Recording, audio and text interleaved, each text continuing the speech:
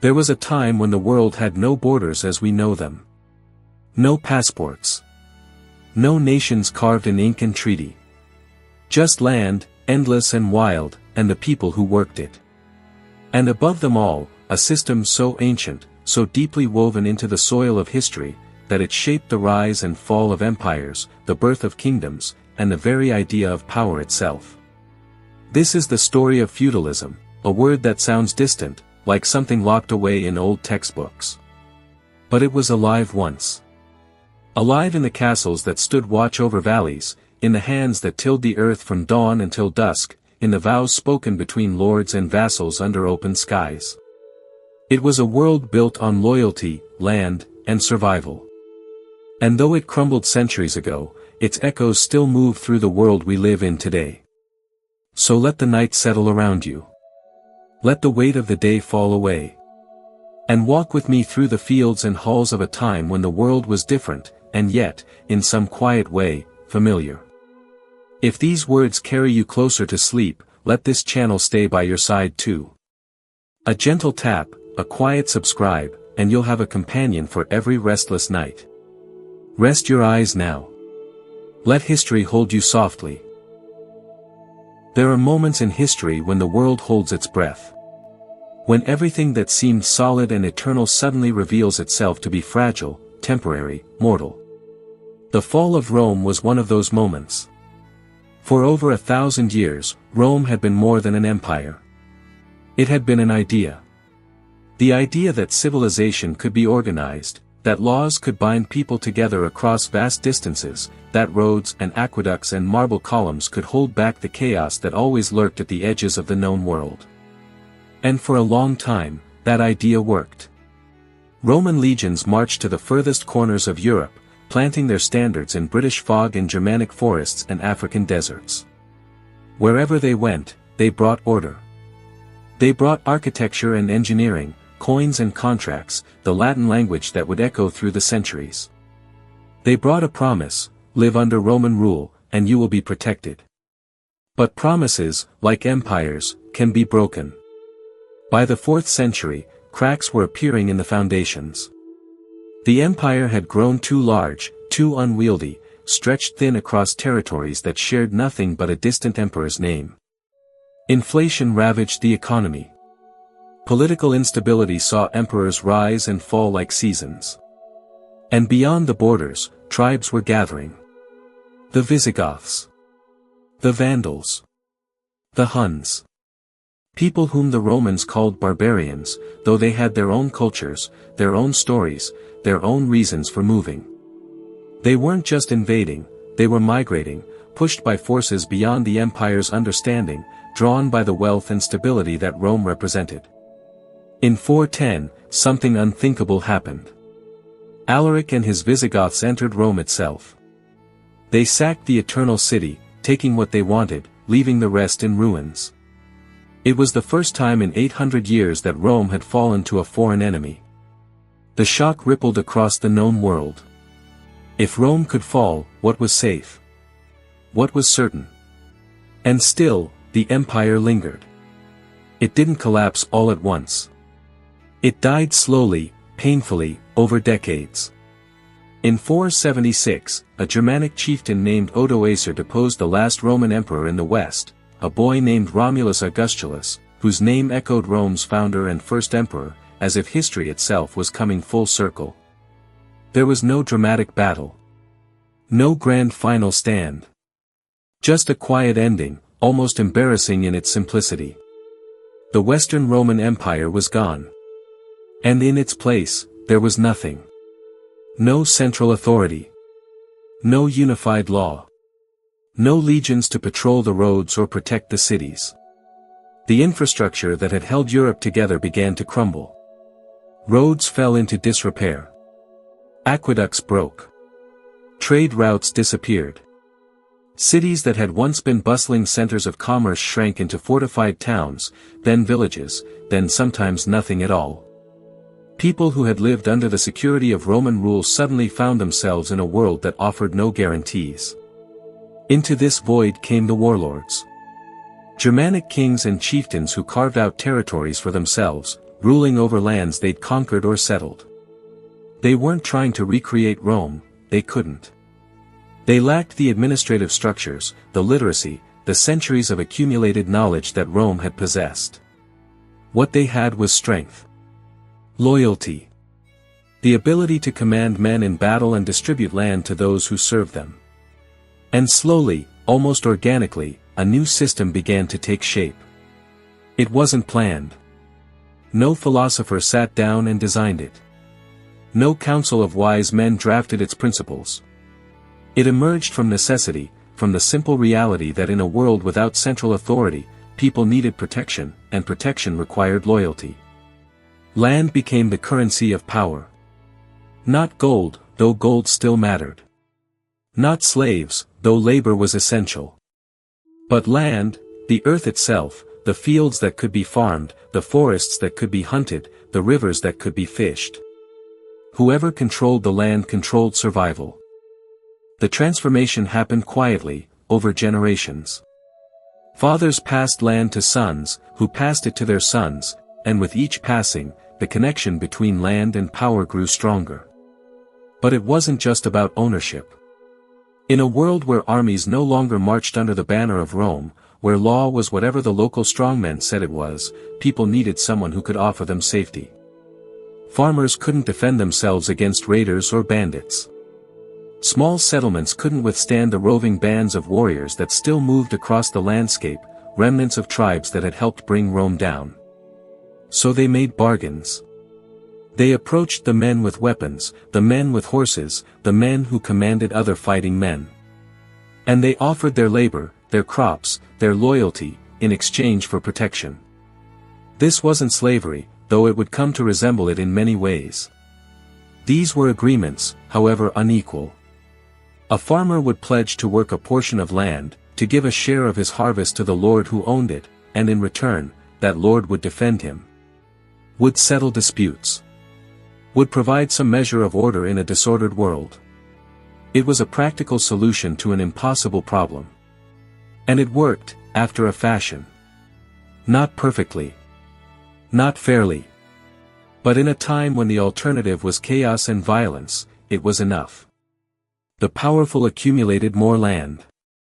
The weak found themselves bound to that land, unable to leave without permission, their freedom traded for security. And between them, a middle tier began to emerge, men who were neither the most powerful nor the most powerless, but something in between. Warriors who had proven themselves in battle, younger sons of nobles who wouldn't inherit, ambitious men who saw opportunity in service. They became vassals. The word itself would become central to the entire system. Vassalage. It came from a Celtic word meaning boy or servant, but it evolved into something more complex, more dignified. A vassal wasn't just a servant, he was a man bound by oath to his lord, owing military service and counsel in exchange for land and protection. The ceremony that created this bond was sacred. The commendation, they called it. The vassal would kneel before his lord, bareheaded, often weaponless, placing his hands between the lord's hands in a gesture of submission and trust. He would speak the words of the oath, variations of which existed across different lands but all carrying the same essential promise: I will be faithful to you. I will serve you. I will defend your interests as my own. And the Lord would raise him up, kiss him on the mouth or cheek in the kiss of peace, and grant him his fief, his portion of land. But land alone wasn't enough to sustain this new order. There had to be more binding it together, more than just mutual benefit. There had to be honor. Loyalty. A code that went beyond simple transaction. Because unlike a contract that could be broken and renegotiated, unlike a business deal where both parties could walk away, these bonds were meant to last a lifetime. A vassal who betrayed his lord wasn't just breaking an agreement, he was committing a moral crime, a sin against the very fabric of society. The Church reinforced this. Christianity had survived Rome's fall, indeed had grown stronger as the empire weakened. Monasteries preserved learning. Bishops maintained authority in cities where no other authority existed. And the Church taught that the social order, lords above vassals above peasants, was divinely ordained, part of God's plan for the world. To rebel against your place in that order wasn't just illegal or unwise. It was heresy. And so the pieces fell into place. Land concentrated in the hands of those strong enough to hold it. Warriors bound themselves to those lords through sacred oaths. Peasants worked the land and gave their labor to support the whole structure. The church blessed it all, gave it meaning and moral weight. What had begun as a desperate scramble for survival in the wake of Rome's collapse was becoming something more organized, more permanent.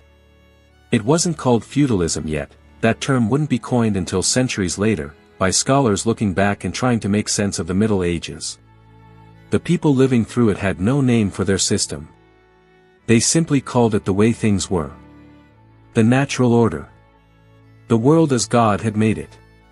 They couldn't see how recent it all was, how much had changed in just a few generations. To them, it felt eternal, as if it had always been this way and always would be. But in those early centuries, in the 6th and 7th and 8th centuries after Rome's fall, the system was still forming, still adapting to local conditions. In some places, royal authority remained stronger, kings who could command multiple lords and maintain some semblance of centralized power. In others, especially in what would become France and Germany, power fragmented into hundreds of small domains, each lord effectively independent within his own territory. The Church tried to impose order, to create rules that would apply everywhere, the peace of God and truce of God movements that attempted to limit warfare, to protect certain people and places and times from violence. But enforcement was difficult. And violence remained the final arbiter of most disputes. The landscape of Europe was changing, reshaping itself into something unrecognizable from what Rome had been. Where once there had been provinces with clear boundaries and governors appointed by distant emperors, now there were territories defined by whoever could defend them. A lord's domain might be a single valley, or it might stretch across several days' ride. Its borders weren't lines on a map but rather understood boundaries. This forest belongs to Lord William, that river marks where Lady Eleanor's lands begin. And these boundaries were constantly tested, constantly negotiated through marriage alliances, through oaths of fealty, and when necessary, through war. The violence of this era is difficult for us to imagine now, cushioned as we are by laws and police forces and international agreements. But in those centuries after Rome, violence was simply part of life. Not constant, not everywhere all at once, but always lurking as a possibility. A neighboring lord might decide your land looked more valuable than his oath of peace. A band of raiders might sweep through, taking what they could carry and burning what they couldn't. Even the weather could be violent, a failed harvest meant starvation, and starving people did desperate things. In this environment, the warrior became essential. Not the disciplined legionnaire of Rome, marching in formation with gladius and shield. But the mounted fighter, the man on horseback who could respond quickly to threats, who could chase down raiders or defend a settlement from attack. These early medieval warriors weren't yet the knights of legend. They were rougher, more brutal, their code of conduct still forming. But they were necessary. And those who could afford to maintain such warriors, to provide them with horses and weapons and armor, to feed them and house them when they weren't fighting, gained power. The relationship was symbiotic. The warrior needed resources, which only a lord with land could provide. The lord needed military force, which only a trained warrior could offer. And so they bound themselves together, each depending on the other for survival and success. Over time, these bonds became hereditary. A vassal's son would inherit not just his father's land but his father's obligations. The lord's son would inherit not just the domain but the network of loyal vassals who came with it. This created a kind of stability, a predictability that the immediate post-Roman chaos had lacked. People knew where they stood. A peasant born on a particular manor would likely die on that same manor, as would his children and grandchildren. A vassal's family might serve the same lord's family for generations. It was constraining, certainly. It limited freedom and mobility in ways we would find intolerable today. But it also provided structure. Identity. A sense of belonging to something larger than oneself. You weren't just an individual trying to survive alone in an uncaring world. You were part of a network, a community bound together by mutual obligations. You had a place, however humble. And in a time when the memory of Rome's collapse was still relatively fresh, when people remembered or had heard stories of the chaos that came before, having a place mattered. The church understood this. Bishops and abbots were often themselves lords, controlling vast estates and commanding vassals just as secular nobles did.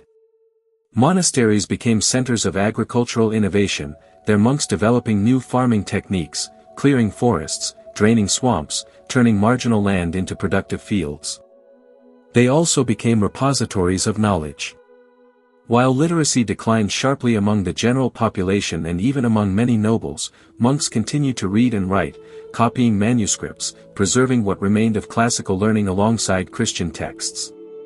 In their scriptoriums, by candlelight, they kept alive the written word. And they kept records, of land grants, of oaths, of marriages and deaths and disputes.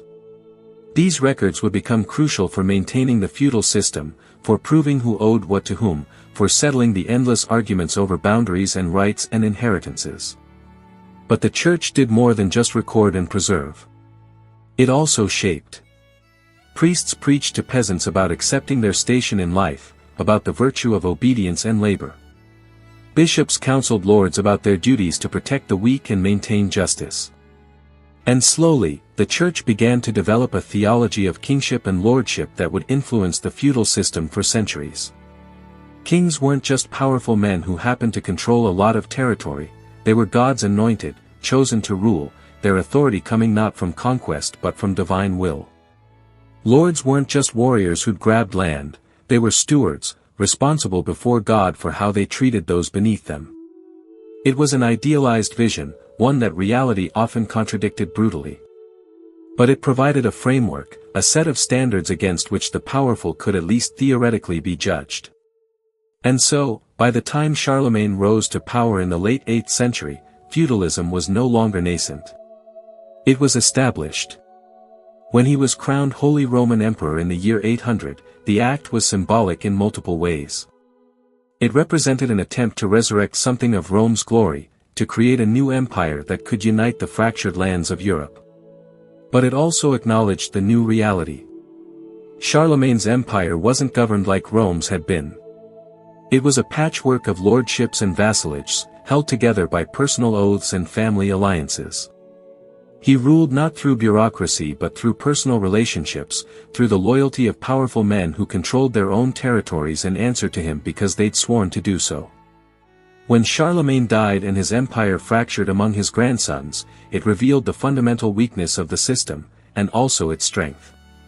The structure didn't collapse. It simply fragmented further, each piece maintaining its internal coherence even as the larger whole fell apart. The fall of Rome had created a void that feudalism filled. Not perfectly, not justly, but effectively enough to survive. It would shape Europe for the next 1,000 years. There is something almost sacred about a promise. Not the casual kind we make every day, I'll call you tomorrow, I'll be there at noon, but the deep kind, the kind that binds one life to another, that stakes everything on trust. In the world of feudalism, such promises were the foundation of society itself. They were more than words. They were rituals, performed with solemnity and witnessed by God and men alike. Without them, the entire structure would have collapsed into chaos. Because feudalism wasn't held together by armies or laws written in books. It was held together by oaths. By the promises men made to one another, face to face, hand in hand, knowing that to break such a promise was to break something fundamental about who they were. The ceremony of commendation was the moment when these promises became real. Picture it, if you can. A great hall, perhaps, or a courtyard under open sky. Witnesses gathered around, other vassals, family members, priests. The man who would become a vassal approaches his future lord. He is unarmed, his head bare, a gesture of vulnerability and respect. He kneels. This act alone is significant. In a society where status mattered intensely, where pride was a warrior's most prized possession after his courage, kneeling before another man was no small thing. It was submission, yes, but also trust. The vassal places his hands together, palm to palm, in a gesture of prayer. And the Lord closes his hands around the vassal's hands, enfolding them, accepting them. Then come the words. The exact phrases varied by region and time, but their essence remained constant. The vassal speaks, "I become your man. I promise you faith and loyalty. I will defend your interests as I defend my own. I will come when you call. I will fight when you command. I will counsel you truthfully. I will not betray you." Simple words, but weighted with everything. The Lord responds, accepting the vassal into his service, promising in turn to protect him, to grant him land, to treat him with honor. And then, in many traditions, the Lord leans down and kisses the vassal, on the mouth or on both cheeks, the kiss of peace that seals their bond. It's an intimate gesture, strangely tender for a world we often imagine as harsh and masculine. But that tenderness was the point. This wasn't a business transaction. It was the creation of a relationship, almost a kinship, that would ideally last until death. After the commendation came the investiture. The granting of the fief. This too was ceremonial. The Lord might hand the vassal a clod of earth, representing the land itself. Or a branch, symbolizing the fields and forests. Or a staff, denoting authority. Whatever the token, its meaning was clear: this land is yours to hold, to use, to profit from. But, and this was crucial, it remained the Lord's in ultimate ownership. The vassal didn't own it the way we understand ownership today. He held it. He had rights to it for his lifetime, and perhaps for his son's lifetime if the Lord agreed. But he held it in exchange for service. If he failed in his obligations, if he betrayed his oath, the land could be taken back. The fief was both gift and obligation, benefit and burden. What did the vassal owe? First and foremost, military service. When his lord called, he had to come, armed and mounted, ready to fight.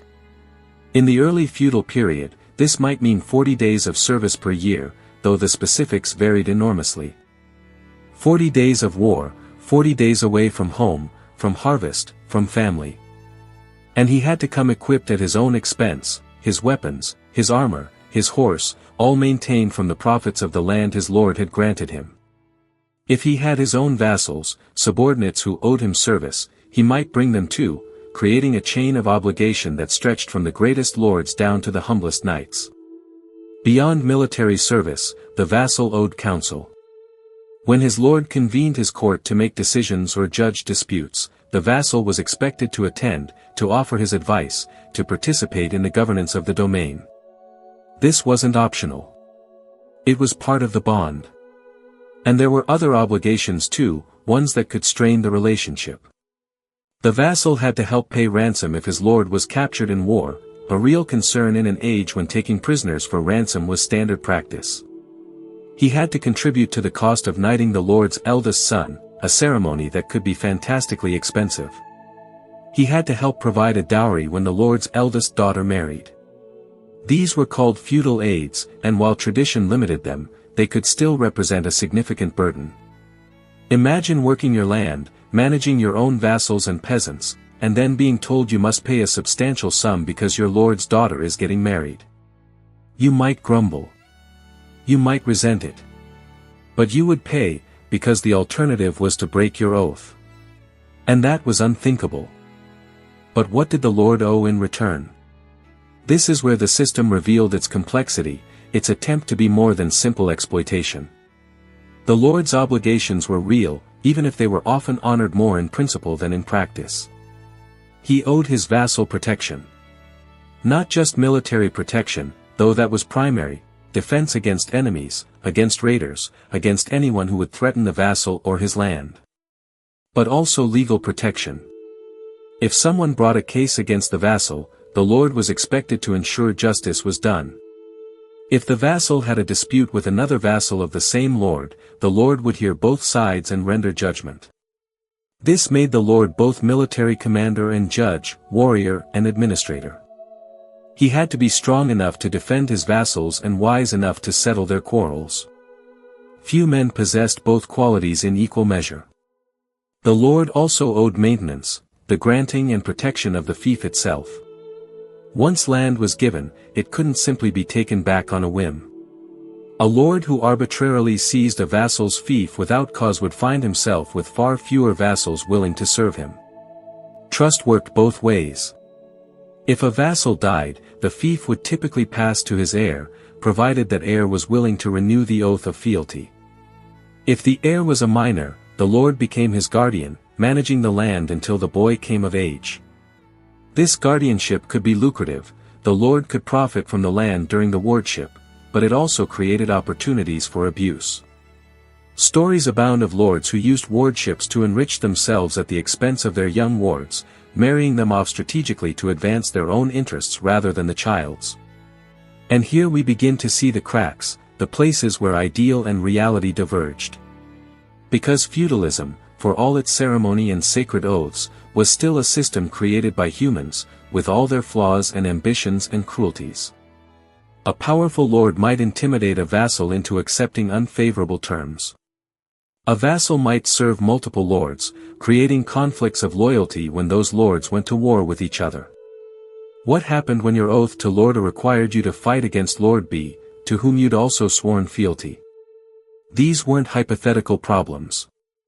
They were real dilemmas that medieval men grappled with, and they developed elaborate rules trying to address them. Liege homage, they called it, the oath to one lord above all others, the lord whose commands took precedence. But even this didn't always resolve the contradictions. Beneath the lords and vassals was another tier, one that made the entire system possible but received little of its glory. The peasants. The serfs. The vast majority of the population who worked the land, who produced the food and goods that sustained everyone above them. They weren't part of the oath-taking ceremonies. They didn't swear fealty to lords or receive fiefs. They were simply there, bound to the land by birth and custom, their lives governed by obligations they had no voice in determining. A serf couldn't leave his lord's manor without permission.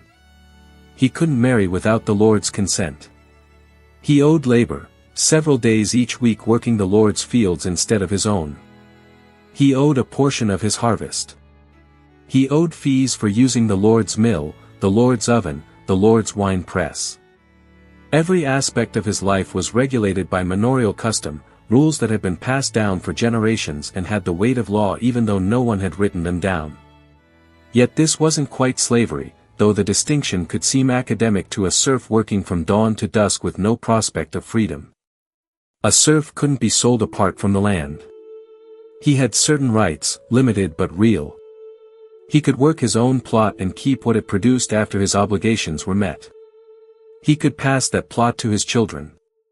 He had access to common lands, forests where he could gather wood, meadows where he could graze a few animals. And he had his lord's protection, for whatever that was worth. In theory, if bandits attacked the village or a neighboring lord tried to seize the manor, the lord was obligated to defend his peasants. They were his, after all, as surely as the land was his. Their labor made him wealthy. Their presence made the land valuable. Without them, a fief was just empty fields. This created a strange interdependence. Lords needed vassals for military service, but they needed peasants for everything else. Vassals needed lords for land and legitimacy, but they needed peasants to work that land. And peasants needed the whole structure, however oppressive, because the alternative, being unprotected in a violent world, was worse. It was a three-tiered system, each level supporting and constraining the others. At the top, the great nobles with multiple fiefs and dozens of vassals, men whose lands might span territories as large as small kingdoms. In the middle, the vassals who held a single manor or perhaps several, who fought when called and judged their own peasants and tried to improve their lot through service or shrewd marriages. At the bottom, the peasants whose names no one recorded, whose lives left almost no trace in history except in the rare court records when they were accused of some minor crime or when they petitioned for some adjustment to their obligations. The church stood somewhat apart from this structure, and yet deeply embedded in it. Bishops and abbots were often younger sons of noble families, men trained in both learning and lordship. They held their lands by the same feudal arrangements as secular lords, granted fiefs and receiving homage. But they also claimed a higher authority. They answered to the Pope, to canon law, to spiritual principles that supposedly transcended earthly power. This created friction. When a bishop swore fealty to a king, was he acknowledging the king's authority over the church? When a monastery held serfs, was it violating Christian principles about human dignity? These questions would eventually explode into major conflicts, the investiture controversy, the struggles between popes and emperors. But in feudalism's early centuries, the arrangement worked well enough. The church blessed the social order. It taught that hierarchy was natural, divinely ordained. It told peasants to accept their suffering as Christ had accepted his. And it told lords that they had responsibilities before God, that they would answer in the next life for how they'd wielded power in this one. The bonds that held this world together were fragile in some ways, remarkably strong in others. An oath could be broken, yes, but not without consequences that rippled outward like cracks in ice. When a vassal betrayed his lord, he didn't just break a personal promise. He violated the sacred order. He became faithless, a word that carried moral weight beyond mere dishonesty. Faithlessness meant you couldn't be trusted by anyone. Other lords wouldn't accept your service. Other vassals wouldn't stand beside you. Even peasants might refuse to work for you, knowing you'd proven yourself without honor. In a world where your reputation was everything, where your word was the currency that bought loyalty and cooperation, faithlessness was a kind of social death. Yet betrayals happened. They happened more often than the ideal allowed for, because humans are complex and circumstances change, and sometimes the oath you swore at 20 feels impossible to keep at 40. A vassal might find his lord cruel, capricious, failing in his own obligations. Another lord might offer better terms, more land, greater prestige. Or two lords to whom a vassal had sworn competing oaths might go to war, forcing an impossible choice. The medieval chronicles are full of such dilemmas, of men torn between conflicting loyalties, trying to navigate waters where every choice led to some form of betrayal. Some resolved it through combat, letting God decide who was right through trial by battle. Others sought releases from their oaths, formal ceremonies where the bond was dissolved with the same solemnity with which it had been created. And some simply chose pragmatism over honor, switching sides when it suited them and accepting whatever consequences followed. The strongest bonds, though, the ones that truly held across generations, were often reinforced by something beyond ceremony and obligation. They were reinforced by genuine relationship. A vassal who had fought beside his lord in battle, who had saved his life or whose life had been saved, felt a connection deeper than words could express. A lord who had raised his vassal's son, who had trained him in arms and treated him as family, commanded a loyalty that no oath alone could create. And families that had served together for generations, grandfathers and fathers and sons all honoring the same bond, created traditions that felt as permanent as the land itself. These relationships had texture, history, memory. They were living things that grew and changed but maintained their essential character. Marriage became another way to strengthen feudal bonds, to transform oath relationships into blood relationships. A lord might marry his daughter to a powerful vassal, making that vassal his son-in-law and tying their interests together even more tightly. A vassal might seek to marry his son to the daughter of a neighboring vassal of the same lord, creating alliances that could be useful in inheritance disputes or local conflicts. Women in this system had little choice in such matters. They were valuable pieces in a complex game, their marriages arranged to serve family strategies rather than personal preference.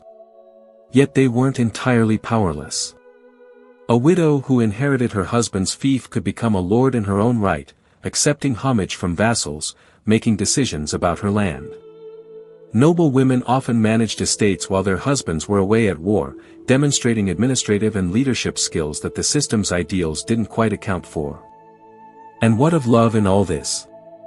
What of genuine affection between lord and vassal, or between husband and wife in these arranged marriages? The sources are mostly silent on such questions. Medieval chronicles recorded oaths and battles and inheritances, not feelings. But sometimes, in the margins, in poems and letters and songs, we catch glimpses. Vassals who mourned their lords with genuine grief. Lords who risked everything to rescue captured vassals rather than simply writing them off. Married couples who, despite their union being a political arrangement, grew to care for each other deeply over years of shared life. The system didn't require love. But it didn't prevent it either. And where love existed alongside obligation, the bonds grew stronger still. The day-to-day reality of these relationships was far less dramatic than the ceremonies that created them. Most vassals never fought in great battles. Most spent their lives managing their small estates, settling disputes between their peasants, maintaining their equipment, attending their lord's court for routine business. It was a life of routine obligation punctuated by occasional crisis. The harvest feast where they gathered with their lord and fellow vassals, eating and drinking and affirming their bonds. The holy days when they attended church together, their social hierarchy mirrored in where they sat and stood. The marriages and funerals that brought the community together, reminded them of their connections to one another. This was the lived experience of feudalism for most people involved in it, not grand drama, but a rhythm of obligation and community that structured their entire world. For the vassals, there was a constant tension between independence and dependence. Within his own fief, a vassal was lord. He commanded his own peasants, judged their disputes, collected their labor and dues. He might have his own vassals beneath him, men who'd sworn oaths to him just as he'd sworn to his lord above. In this domain, he was master. But he was simultaneously subordinate, owing service and obedience to the lord who'd granted him that domain. Balancing these two identities required skill. A vassal who was too independent might anger his lord, risk losing his fief. A vassal who was too servile might lose the respect of his own subordinates, appear weak. The successful vassal learned to be strong within his sphere while acknowledging the authority above him, to assert his dignity while fulfilling his obligations. And always, threading through everything, was the land itself. The physical reality that made all these abstractions concrete. Fields of wheat and barley bending in the wind. Forests where deer ran and wolves hunted. Rivers that turned mill wheels and provided fish. Orchards heavy with fruit in autumn. Pastures where cattle and sheep grazed. This wasn't just property in some abstract sense. It was life. The source of food and wealth and power.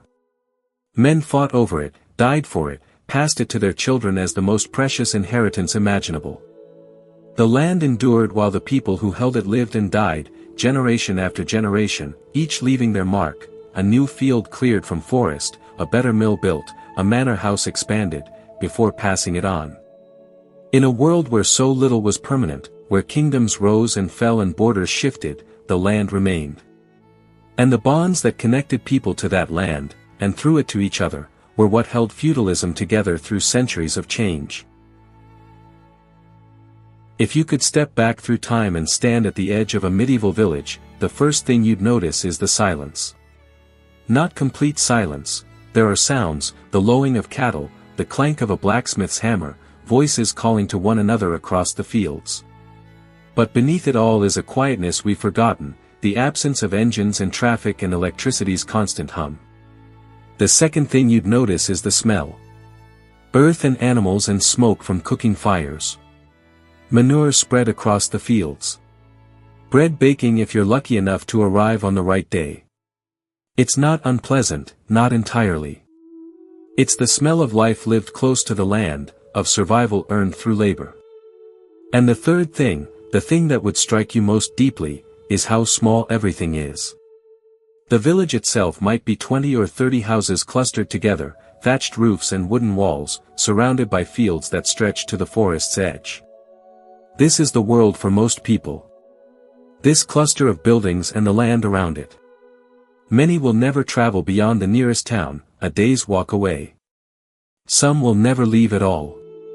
Life here moves with the seasons, an ancient rhythm that predates feudalism, predates Rome, goes back to the first humans who learned to plant seeds and wait for harvest. Spring is planting time, when the earth softens and the fields must be prepared. The peasants rise before dawn, they always rise before dawn, and make their way to the fields. The Lord's fields first. This is their obligation, their week work, the days they owe in labor. They guide the oxen that pull the heavy wooden plows, turning the soil, breaking up the clods. It's back-breaking work. The plow is primitive by our standards, and the fields are often full of stones that must be removed by hand, piled at the edges in walls that will last longer than the people who built them.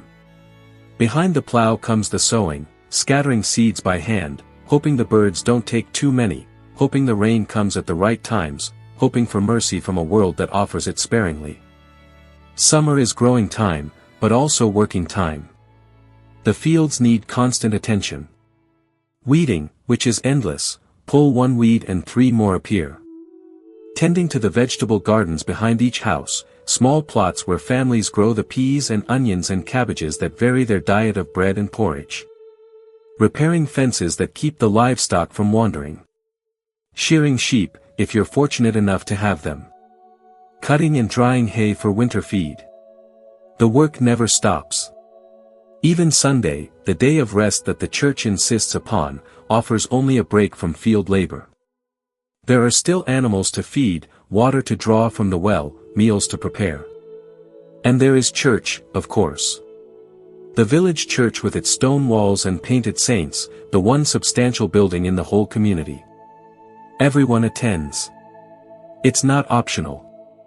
The priest watches who comes and who doesn't, and absence is noted, reported to the Lord's steward. Autumn brings harvest, and with it a kind of controlled desperation. Everything depends on these few weeks. If the harvest is good, the village will eat through winter. If it fails, people will starve. It's that simple, that brutal. So everyone works. Men and women, children old enough to hold a sickle. They cut the grain by hand, binding it into sheaves, loading it onto carts, racing against weather that could turn at any moment. A storm at the wrong time could ruin everything, flatten the grain into the mud where it will rot. So they work from first light until they can no longer see, until their hands bleed and their backs scream and they collapse into sleep so deep it resembles death. And when the grain is finally in, when it's threshed and winnowed and the Lord has taken his share, a third, sometimes more, then and only then can the village breathe. Winter is survival time. The work slows but doesn't stop. Animals must be tended, though many are slaughtered before winter truly sets in because there isn't enough feed to keep them all alive. The meat is salted, preserved as best as they know how. Wood must be cut and stacked for fires that will burn through the long dark months. Women spin wool into thread, weave thread into cloth, mend clothes worn thin by labor. Men repair tools, buildings, anything that broke during the year's work and can be fixed. The days are short, the nights endless. Families huddle together for warmth in their small houses, one room shared by parents and children and sometimes animals brought in from the cold. They eat sparingly, making their stores last, knowing that spring is far away and the gap between one harvest and the next is a hungry time even in good years. This is the rhythm. Plant. Tend. Harvest. Survive.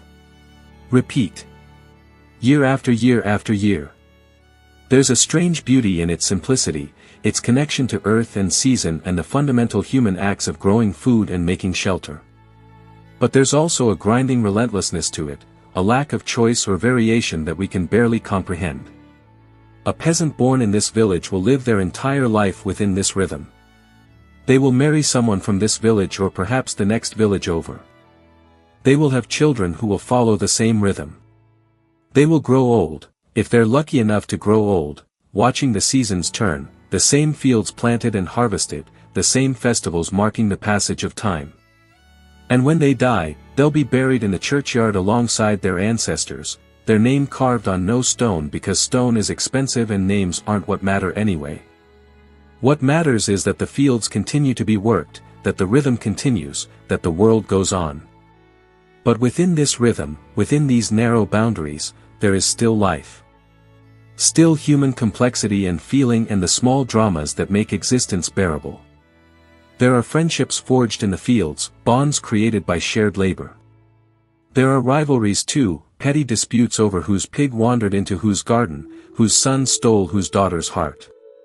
There are marriages, celebrated with whatever modest feast the families can afford, the whole village gathering to drink ale and dance and forget for one evening the hardness of their lives. There are births, attended by the village women who know the old ways, the herbs and prayers and techniques passed down through generations. Some of these births end in joy, a healthy child added to a family, another pair of hands that will help with the work in a few years. Others end in grief, the mother or child or both buried before they've had a chance to truly live. Death is close in a medieval village. Always present. Always waiting. The village has its own social structure, its own hierarchies within the larger feudal system. At the top are the few families who are better off, not wealthy, not free, but slightly more prosperous than their neighbors. Perhaps they hold more land, or have more sons to work it. Perhaps one of them serves as the village reeve, the Lord's representative who organizes the work and collects the dues and answers to the steward who answers to the Lord. It's not a position anyone truly wants. It brings a little extra status, maybe a slight reduction in obligations, but it also brings resentment from your neighbors who see you as the Lord's man, as someone who's betrayed his own kind. The reeve walks a fine line, trying to satisfy the Lord's demands without pushing his neighbors too hard, knowing that he must live among these people, that his children will grow up alongside theirs. Then there are the craftsmen, the specialists who provide services the village needs. The blacksmith, essential for making and mending the iron tools that agriculture depends on. The miller, who operates the Lord's mill where everyone must bring their grain to be ground into flour, paying a portion for the privilege. The baker, whose oven is large enough to bake bread for multiple families. The carpenter, the thatcher, the cobbler if the village is large enough to support one. These people occupy a middle space, not quite peasant farmers but not free either.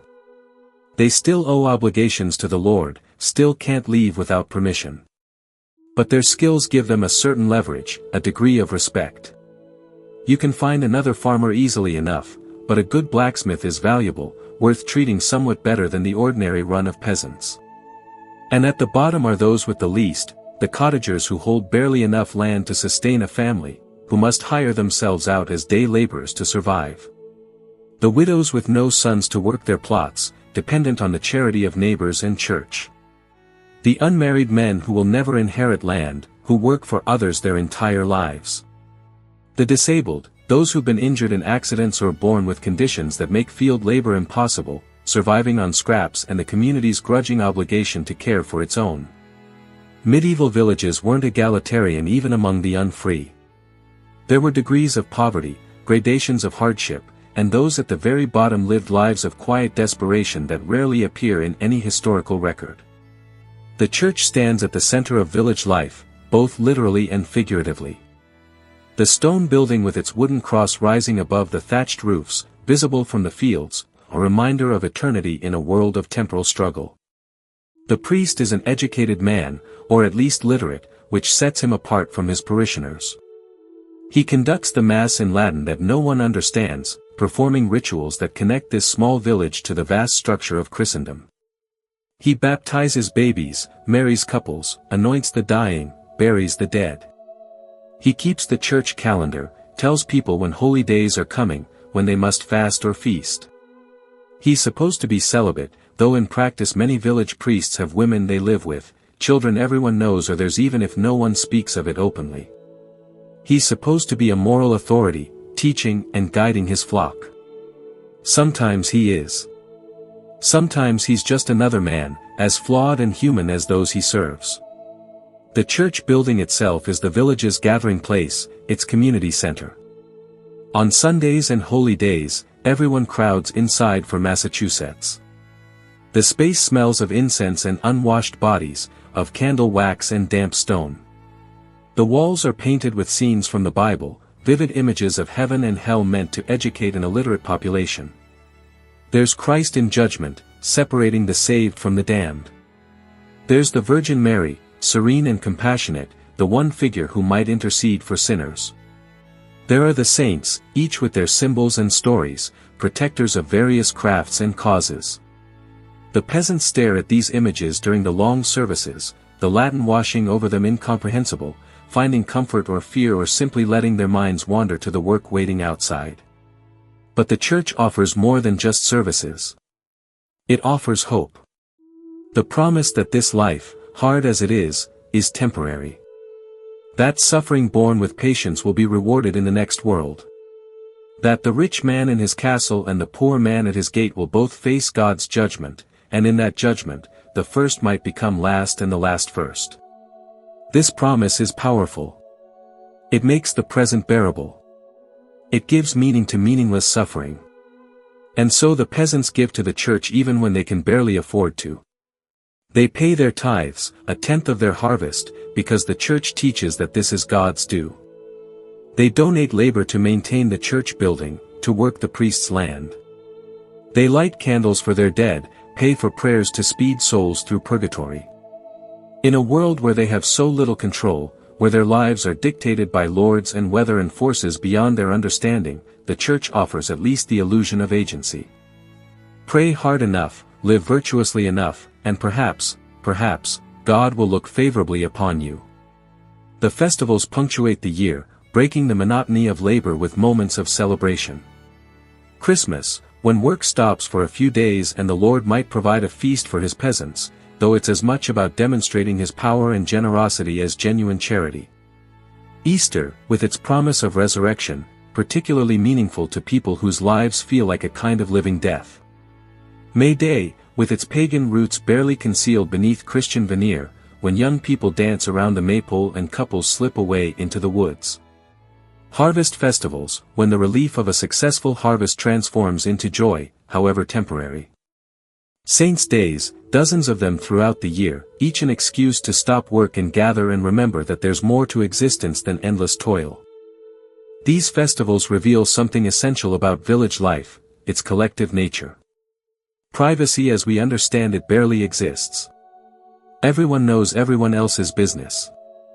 Your neighbors know when you wake and when you sleep, what you eat, how often you argue with your spouse, whether your children are obedient or rebellious. The houses are built close together, their walls thin. Sound carries. And beyond the physical proximity, there's the shared labor, the communal fields, the common pastures where everyone's animals graze together. You can't isolate yourself even if you wanted to. Survival depends on cooperation. On helping your neighbor raise his barn because you'll need him to help you with yours. On sharing tools, sharing knowledge, sharing burdens. The village functions as a single organism in many ways, each family a cell that can't survive without the whole. This creates both support and suffocation. When tragedy strikes, a house burns, a father dies young, a harvest fails for one family, the village rallies. Food is shared. Labor is given. Children are taken in. No one expects thanks, it's simply what's done, because next time it might be your family in need. But this same closeness means there's no escape from judgment, from gossip, from the community's expectations. A woman suspected of adultery might be paraded through the village, jeered at, perhaps pelted with refuse. A man who cheats his neighbors in some transaction will find himself ostracized, excluded from the cooperative networks that make village life possible. The village enforces its own moral code, separate from but reinforcing the Lord's justice and the Church's teachings. Step too far outside accepted behavior, and you'll be reminded painfully of your place. The manor house sits at the village's edge, or sometimes on a slight rise overlooking it, a physical manifestation of the social order. It's not a castle, not for most villages. Just a larger house, built of stone if the lord is wealthy, timber if he's not. But it's clearly different from the peasant cottages. It has multiple rooms, glass in some windows perhaps, a hall where the lord holds court and settles disputes. The lord himself might not live there year-round. If he's an important vassal with multiple manors, he travels between them, showing his presence, collecting his dues, asserting his authority. Or he might spend most of his time at his liege lord's court, leaving a steward to manage the day-to-day administration of the manor. But even when absent, his presence is felt. Every bundle of grain taken to his barns, every day of labor in his fields, every fine paid for some minor infraction, these are reminders that the village exists within his domain, that he is lord and they are subject to him. The steward, when the lord is absent, becomes the face of authority. He's typically of slightly higher birth than the peasants but far below the lord, a freeman, perhaps, or sometimes a more educated serf granted special status. His job is to ensure the manor runs profitably, that the lord's interests are protected. He oversees the planting and harvesting of the lord's domain, the portion of land the lord keeps for himself rather than granting to vassals or peasants. He collects the various dues and fees that peasants owe. He holds manor court, judging disputes, levying fines for infractions, maintaining order.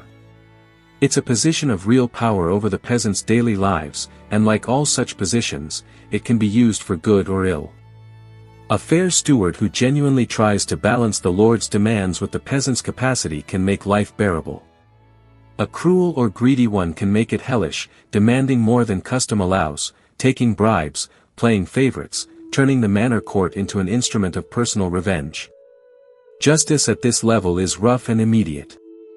There are no lawyers, no elaborate legal procedures. Disputes are brought before the manor court, a gathering in the Lord's Hall or sometimes outdoors if weather permits. The steward presides, but the judgment often comes from a jury of sorts, other peasants who know the parties involved and the customs that should apply. If your pig destroyed your neighbor's garden, you'll likely be fined. If you failed to perform your labor obligations without good reason, you'll be punished, perhaps with additional work, perhaps with a fine you can't afford to pay. If you're accused of theft and witnesses testify against you, you might face harsher penalties. For serious crimes, trial by ordeal might be used. Plunge your hand in boiling water and if it heals cleanly, God has shown your innocence. It seems barbaric to us, but it had its own logic. In a world where God was believed to intervene actively in human affairs, where divine judgment was more real than any human institution, such trials made a certain terrible sense. But most manor court sessions deal with mundane matters. Disputes over boundaries, whose strip of land ends where in the open fields. Arguments about gleaning rights, who can gather the grain that's left after harvest. Complaints about animals straying. Fines for brewing ale without permission, or for selling it at prices higher than allowed. Payments for the right to marry, the right to leave the manor temporarily, the right to mill your grain elsewhere if you can prove the Lord's mill is charging too much. Every aspect of life is regulated, and every regulation is an opportunity for the Lord to extract some payment. It's not necessarily malicious.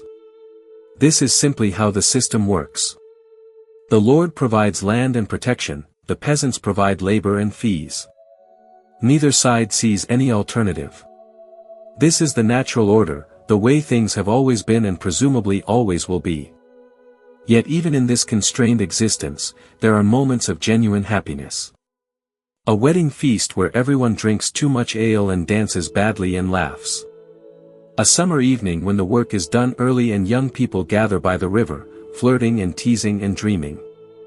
A winter night when families gather around the fire and someone tells stories, tales of saints and heroes, of King Arthur and his knights, stories that take people out of their small lives and into a world of magic and adventure. Children playing in the dirt roads, creating games out of nothing, their laughter somehow surviving in a world that gives them little reason for it.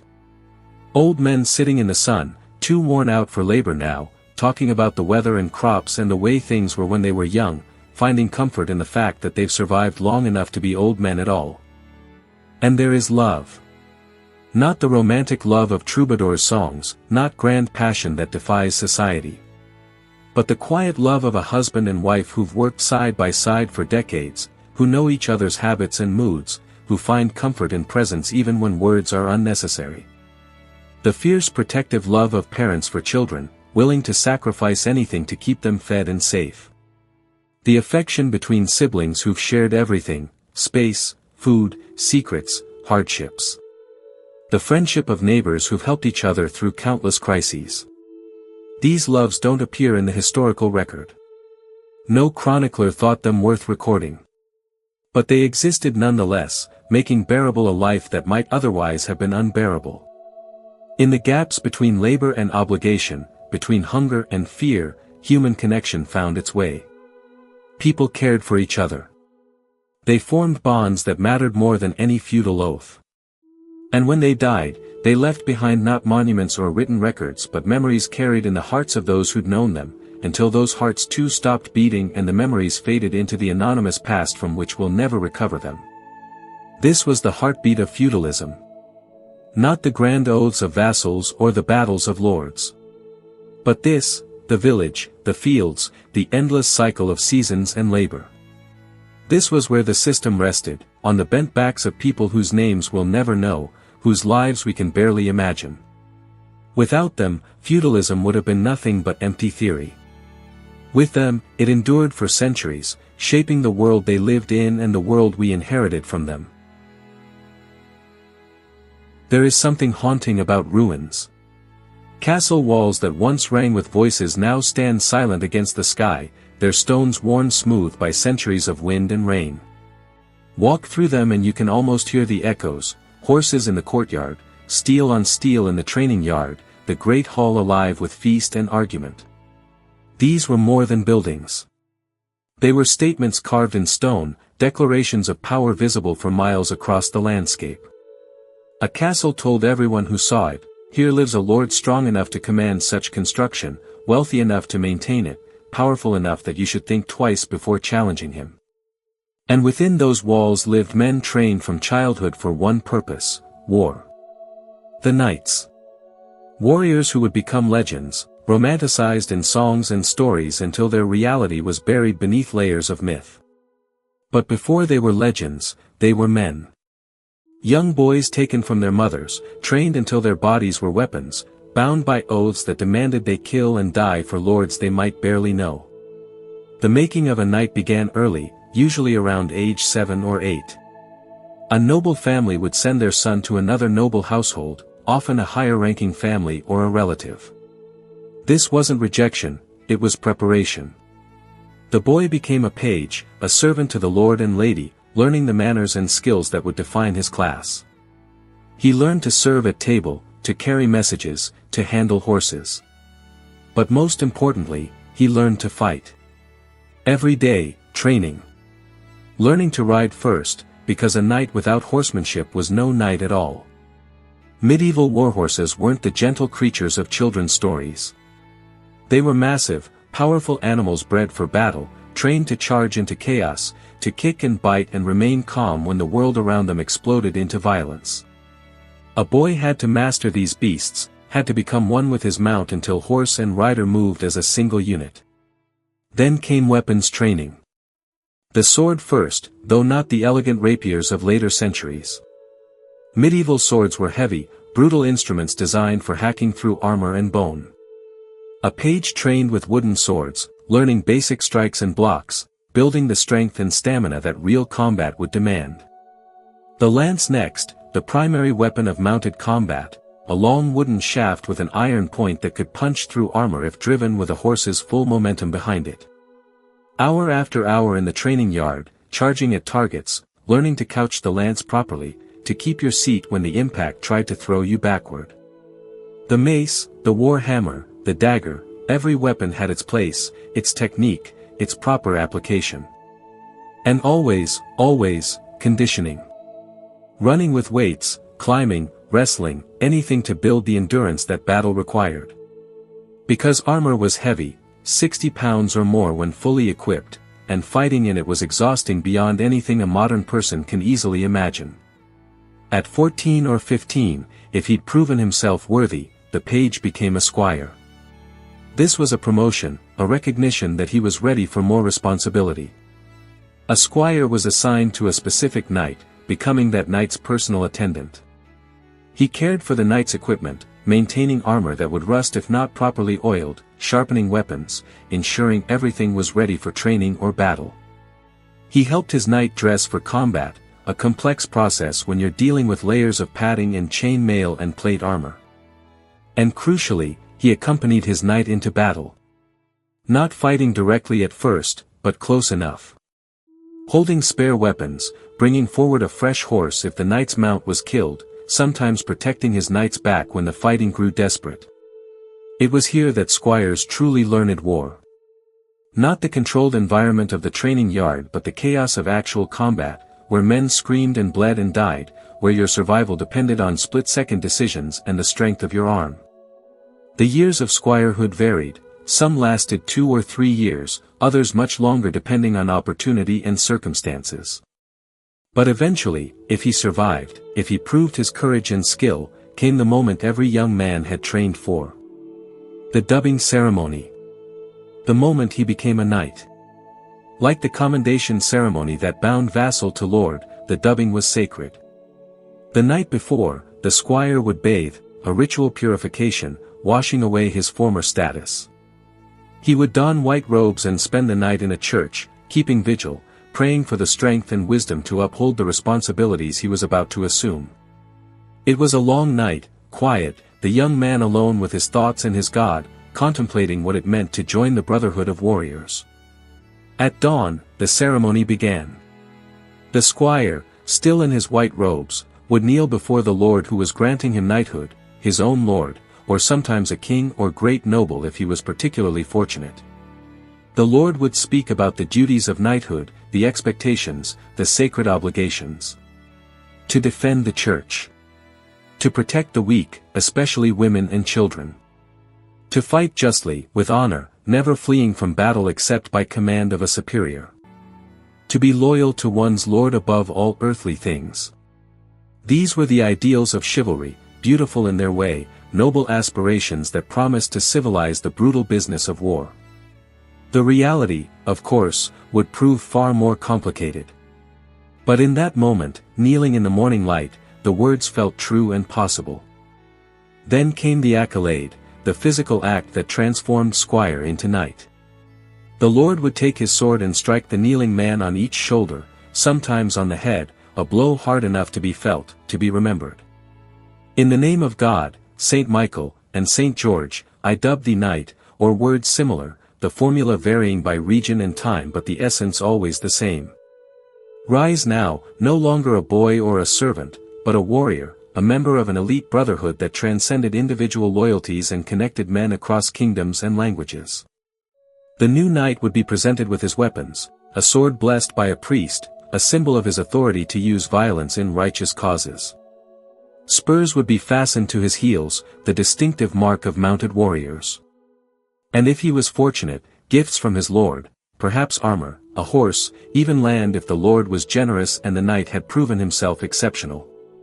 But knighthood, for all its ceremony and ideals, was ultimately about one thing, the capacity for organized violence.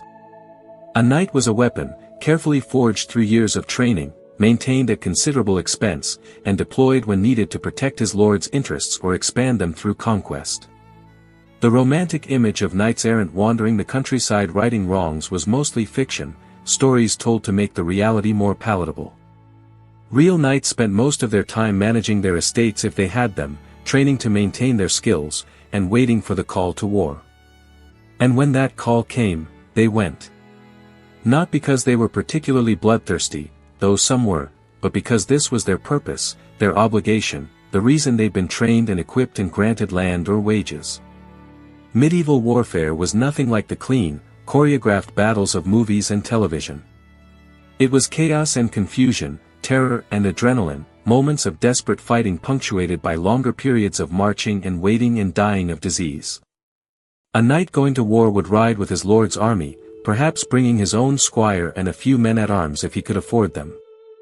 They might be going to defend against an invasion, or to press their lord's claim to disputed territory, or to participate in a larger conflict between kingdoms. The reasons often mattered less than the obligation. Your lord called, you went. That was the bargain, the core of the feudal bond. The journey to battle could take days or weeks, armies moving slowly across landscape, foraging for food, occasionally pillaging because supply lines were non-existent and an army had to eat. When they finally met the enemy, if they met them in open battle at all, the knight's role was clear. He was heavy cavalry, the medieval equivalent of a tank, designed to break enemy formations through sheer momentum and shock. The charge was everything, knights in formation, lances lowered, spurring their horses to full gallop, crashing into enemy lines with devastating force. The sound alone was terrifying, thunder of hooves and clash of steel and the screams of men and horses. If the charge succeeded, if it broke the enemy line, the battle might be effectively over. Shattered formations couldn't stand against mounted warriors. Men would flee, and the pursuit would begin, knights riding down the routing enemy, killing those who ran because mercy was a luxury rarely afforded in the heat of battle. But if the charge failed, if the enemy held their ground or if the terrain wasn't suitable for mounted combat, then it became a melee. Close-quarters fighting where all the training was tested, where survival depended on strength and skill and sometimes pure luck. Knights fought with swords and maces and war hammers, weapons designed to crush armor or find the gaps between plates. They aimed for joints, armpit, elbow, knee, or for the face, the only part often left exposed. The violence was intimate and exhausting. Swinging a sword while wearing 60 pounds of armor, while your heart hammered and your breath came in gasps and men were trying to kill you from every direction. Minutes felt like hours. You fought until the enemy broke or your side did, or until exhaustion made further fighting impossible and both sides withdrew to rest and regroup. And then there were the wounded. Battlefields after combat were horror shows, littered with bodies and parts of bodies, the ground churned to mud mixed with blood. Men screaming, some from pain, some calling for help that wouldn't come. Horses thrashing with broken legs, their cries almost human. Knights captured in battle were valuable, ransoms could be demanded, negotiations conducted, money extracted for their return. But common soldiers, the foot soldiers and archers who made up the bulk of medieval armies, they had no such protection. Wounded, they might be killed outright or left to die. Victorious armies would move through battlefields methodically ending lives, checking bodies for anything worth taking. It was pragmatic, not necessarily cruel by the standards of the time. A wounded enemy soldier left alive was a potential threat, might recover and fight again. Better to ensure the job was finished. Not all warfare was open battle. Indeed, most wasn't. Sieges were far more common, one army attempting to capture a fortified position while the defenders tried to hold out long enough for relief to arrive or for the attackers to give up. This is where castles proved their worth. A well-designed, well-provisioned castle could withstand months of siege, sometimes years.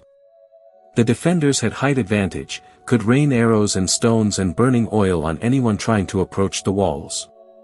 They had food stores, water from wells, shelter from the elements. The attackers had the numbers but also the harder task, breaking through stone walls or starving out defenders who might outlast them.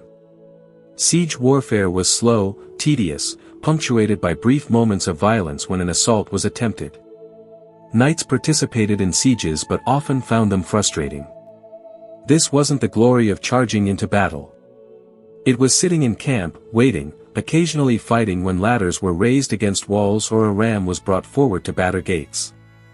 Disease killed more men in sieges than combat did, armies camped in unsanitary conditions, drinking bad water, living in their own filth until dysentery and fever swept through the ranks. Castles themselves were marvels of military architecture, evolving over centuries as builders learned from experience and adapted to new threats.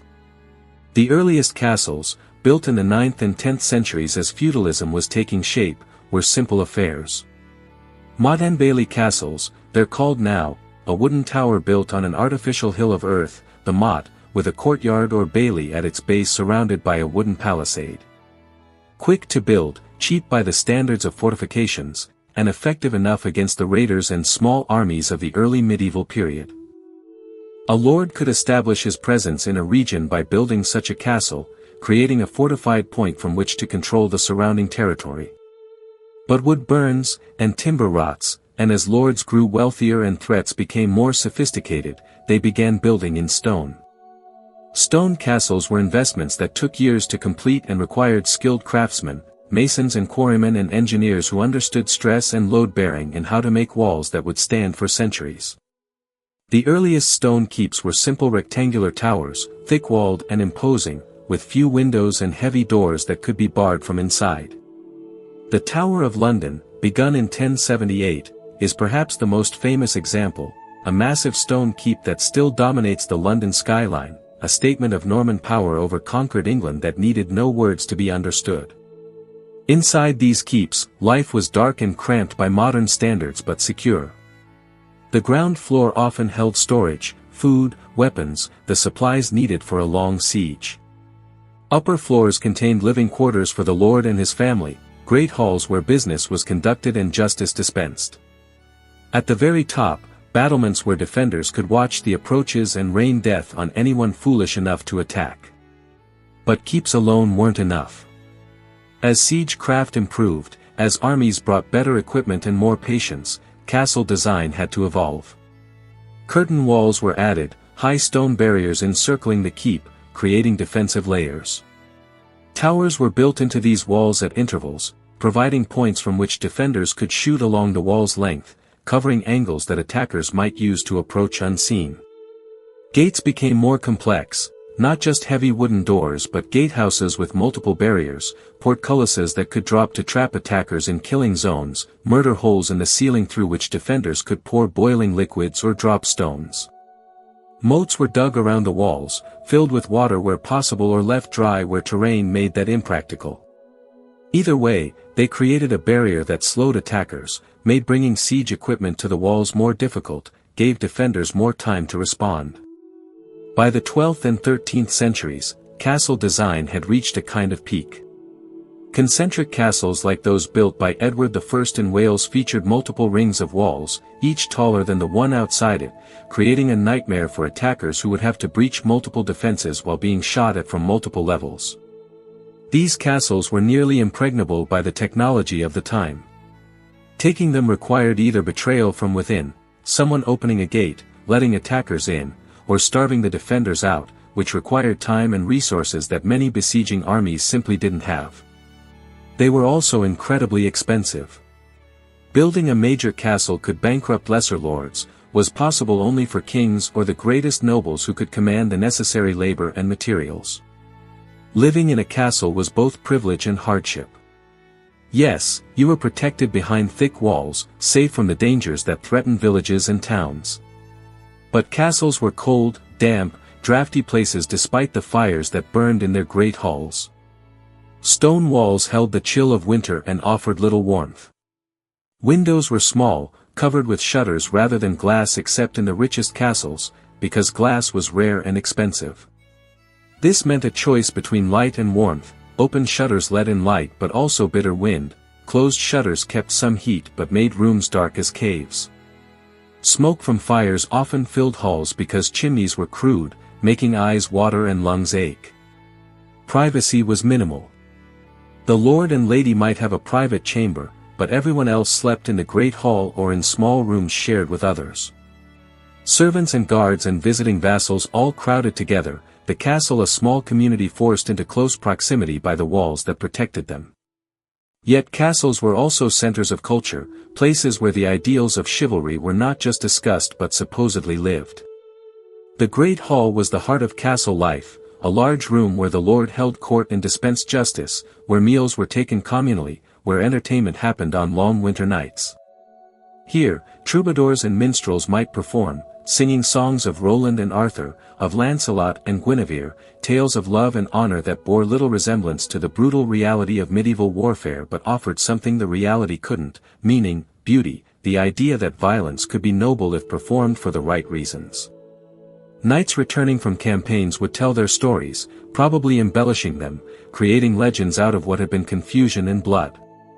Young squires listened and absorbed these tales, building their understanding of what knighthood meant from these romanticized versions rather than from the messy truth. Tournaments emerged as a way to train for war while providing entertainment and reinforcing the culture of knighthood. Early tournaments were barely controlled battles, teams of knights fighting with real weapons, deaths and serious injuries common. But they served a purpose, keeping knights' skills sharp during peacetime, allowing young men to prove themselves, providing opportunities for ambitious knights to win ransoms from defeated opponents and thus enrich themselves. Over time, tournaments became more regulated, more ceremonial. The joust, two knights charging at each other with lances, trying to unhorse their opponent, became the centerpiece. It was dangerous still, men died when lances struck helmets at full gallop, when they fell badly and were trampled. But it was also spectacular, exactly the kind of display that reinforced knighthood's glamour and prestige. And always, threading through everything, was the code of chivalry. That word carries such weight now, conjures images of gallant knights and fair ladies, of honor and courtesy and virtue. The reality was more complicated, more contradictory. Yes, chivalry demanded that knights protect the weak, but in practice, this usually meant other nobles, not peasants who were routinely abused by the very knights supposedly sworn to protect them. Yes, chivalry demanded courage, but it also demanded knowing when to retreat, when to ransom rather than kill, when to make the practical choice over the heroic one. Yes, chivalry spoke of loyalty and truth, but knights broke oaths, switched sides, betrayed their lords when it suited their interests. The code was an ideal, and like all ideals, it was honored more in the breach than the observance. Still, it mattered. Even when violated, even when ignored, the ideal shaped behavior at the margins. A knight who too obviously violated chivalric norms might find himself ostracized, unable to find a lord willing to take him into service, his reputation destroyed. The code created expectations, standards against which behavior could be judged. It wasn't enough to make medieval warfare humane, nothing could do that, but it introduced at least the concept that there should be limits, that some things were dishonorable even in war. Generations later, these ideas would evolve into the laws of war, the Geneva Conventions, the whole apparatus of rules we've built trying to civilize what remains fundamentally uncivilized. But it started here, in these rough attempts to make warriors something more than mere killers, to give meaning to violence by wrapping it in honor and duty and faith. The knights, the castles, the culture of war, they defined an age. They shaped how power was exercised and contested. And they created a legacy that outlasted feudalism itself, echoes of which we hear still in how we think about courage and honor, in the stories we tell about heroes and the ideals we claim to fight for, even when the reality falls painfully short. Nothing lasts forever. This is one of history's few certainties. Empires that seem eternal crumble. Systems that appear natural and inevitable reveal themselves to be contingent, temporary, as mortal as the people who created them. Feudalism was no exception. For centuries, it had structured European life, had seemed as permanent as the land itself, as unchangeable as the seasons.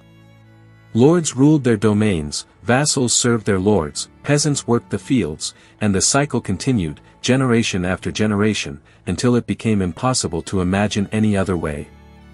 But change was coming. Slow at first, almost imperceptible, like the first cracks in ice before a thaw.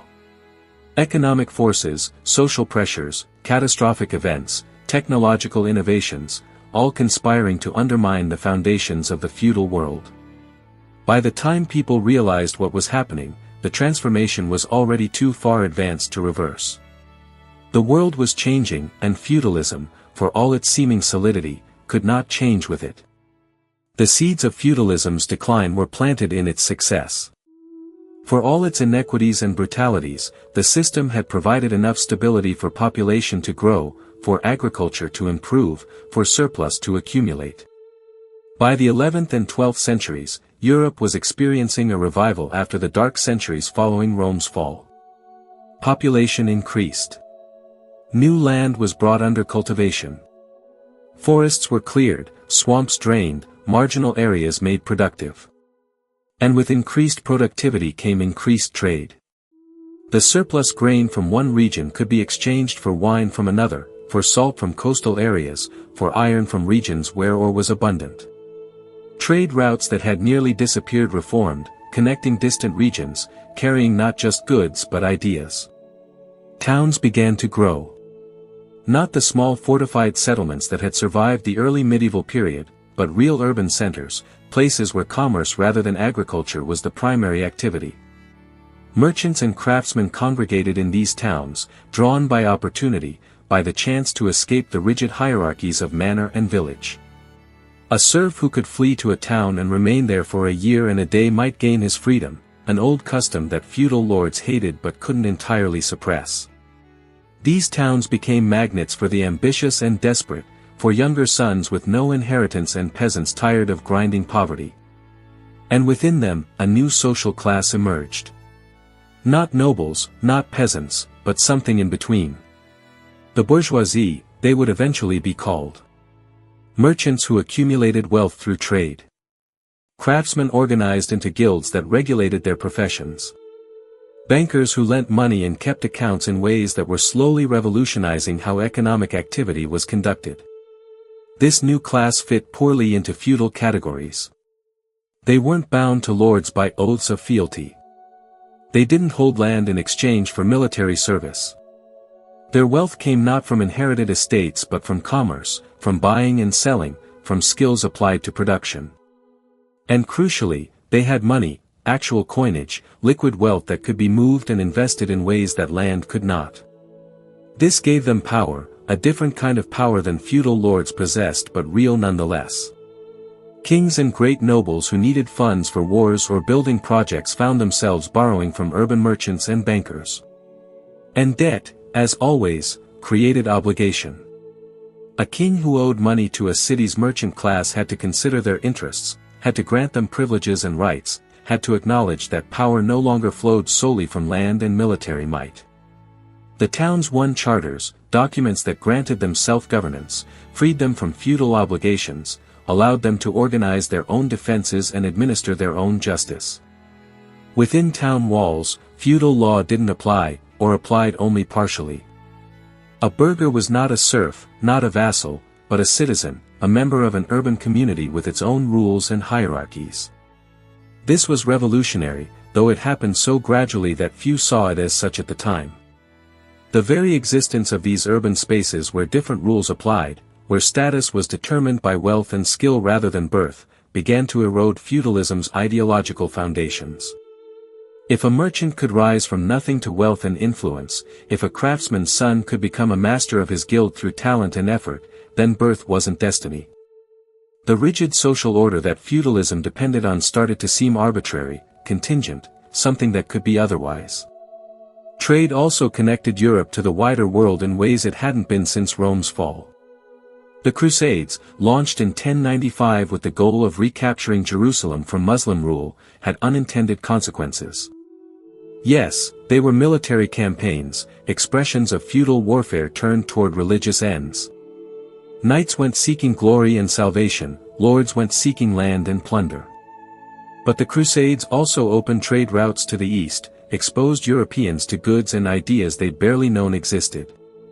Spices, silk, sugar, cotton, luxuries that created new markets, new desires. Italian city-states like Venice and Genoa grew rich as intermediaries, their ships carrying Eastern goods to European markets.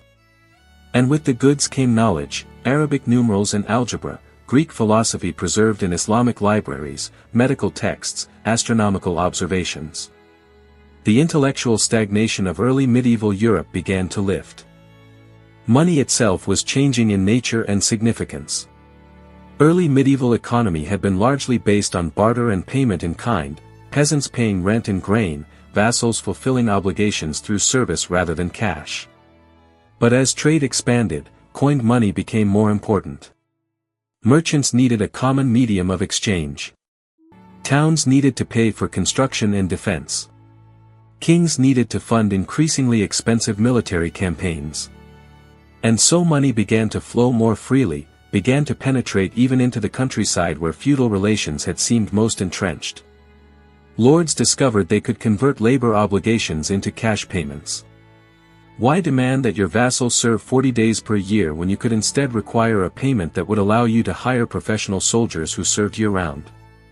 Why accept grain from your peasants when you could demand rent in coin and use that coin to buy what you actually needed? This monetization of feudal obligations transformed relationships. An obligation paid in cash is different from one paid in personal service. It's more abstract, less personal, purely transactional. The bonds that had held feudalism together, the oaths, the personal loyalties, the sense of mutual obligation, began to weaken as economic relationships replaced them.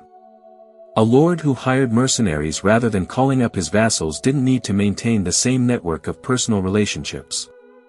A peasant who paid money rent rather than working the lord's fields had a different kind of relationship to his lord, one more like a modern tenant than a feudal serf. The system was becoming more efficient in some ways, but it was also losing the personal character that had defined it. And then, in the middle of the 14th century, catastrophe struck. The Black Death. Plague carried along trade routes from Asia, reaching Europe in 1347, spreading with horrifying speed through populations that had no immunity, no understanding of how disease transmitted, no effective treatments. The mortality rate was staggering, perhaps a third of Europe's population dead within 5 years, some regions losing half or more of their people. Towns were devastated, entire villages disappeared, fields went unplanted because there was no one left to work them. The dead accumulated faster than they could be buried, piled in mass graves or simply left where they fell. It was apocalyptic, a catastrophe so overwhelming that survivors struggled to make sense of it. Some saw it as divine punishment, God's wrath against a sinful world. Others blamed scapegoats. Jews were massacred in pogroms across Europe, accused of poisoning wells. But explanations, whatever they were, couldn't undo the devastation. The plague's impact on feudalism was profound and multifaceted. First and most immediate was the labor shortage. With so many peasants dead, the survivors suddenly had leverage they'd never possessed before. Lords needed workers to plant and harvest, to maintain the manors, to do all the tasks that kept the feudal economy functioning. But workers were scarce. A peasant who didn't like his terms could flee to another manor, fairly confident of finding a lord desperate enough to offer better conditions. Or he could go to a town where labor was even more desperately needed and wages were rising sharply. Lords tried to prevent this, passed laws fixing wages and forbidding peasants from leaving their manors. But laws are only effective when they can be enforced, and enforcement required cooperation across multiple domains. A lord who strictly enforced these laws while his neighbor offered better terms would find his peasants disappearing in the night, seeking those better terms. For the first time in centuries, the peasants had economic power. Wages rose. Labor obligations were reduced or converted to smaller money payments. Conditions improved, slowly, unevenly, but unmistakably. Some serfs negotiated their freedom outright, buying their way out of feudal obligations with money they'd managed to save or borrow. Others simply left, took their chances in towns or with lords willing to overlook their unfree status in exchange for their labor. The rigid social order was becoming porous. Birth mattered less when labor was scarce. A lord who refused to accept formerly unfree workers might find his fields untended, his manor crumbling, his income evaporating. Pragmatism forced accommodation. The nobility also suffered from the plague, though differently. Many nobles died, creating inheritance crises. Estates passed to distant relatives, to women who suddenly found themselves controlling significant properties, to children who became wards with their lands managed by opportunistic guardians. The careful networks of vassalage and obligation that had taken generations to build were disrupted. And the economic impact was severe. With fewer peasants, manorial incomes declined sharply. Lords who'd lived comfortably off their estates found themselves struggling. Some had to sell land. Others borrowed, went into debt, found themselves dependent on urban bankers whose wealth had survived the plague better than landed wealth had. The balance of economic power was shifting, and with it, the balance of social and political power. But feudalism didn't collapse all at once. It was too deeply embedded, too much a part of how people understood the world. Instead, it adapted, transformed, became something different while retaining some of its old forms. Kings emerged as the primary beneficiaries of these changes. They'd always been at the top of the feudal pyramid in theory, but in practice, great nobles had often been nearly as powerful as their kings, sometimes more so.